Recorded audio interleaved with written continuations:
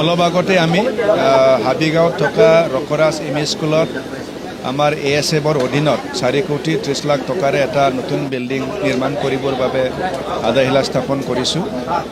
তো ইয়াত বিল্ডিঙৰ অভাৱ আছিল। মাজে মাজে ৰাইজে মোকো আপত্তি জনাই আছিল। যোৱাবাৰ 2026 চনৰ অসম চৰকাৰখনে ASFৰ অধীনত ASF মানে Assam school education and adolescence wellbeing এটা ৱৰ্ল্ড বেংকৰ অধীনত যি 4খন স্কুল বনাবলৈ লৈছে। ইয়াৰ অধীনতে আমি মাজবাট সমষ্টি হিচাপে 4খন বিদ্যালয় আমি চেংচন পাবৰ কাৰণে সক্ষম হৈছোঁ। তো ইয়াৰে প্ৰথম আমি ৰকৰাজ এম.ই. স্কুলটো আজি আধাৰশিলা স্থাপন কৰিছোঁ। আৰু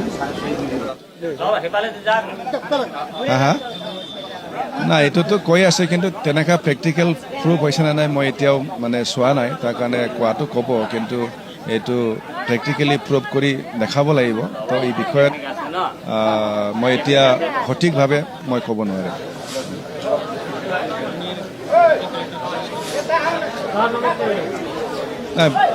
মূল্য বৃদ্ধিটো মাজে মাজে হৈ থাকে। এইটো কি ধৰণে হৈছে নিশ্চয় বিভাগ এটা আছে, তেওঁলোকে চাব কিয় কাৰণে হৈছে। মই ট্ৰেন্সপৰ্টৰ মন্ত্ৰী হিচাপে মূল্য কিয় বৃদ্ধি হৈছে মই কোৱাটো ইমান উচিত নহ'ব।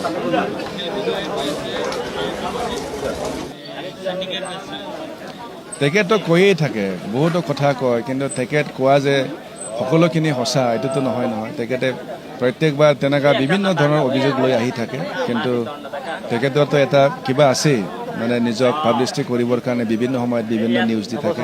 কিন্তু মই জনাত BTCত তেনেকুৱা কোনো চিণ্ডিকেট চলা নাই।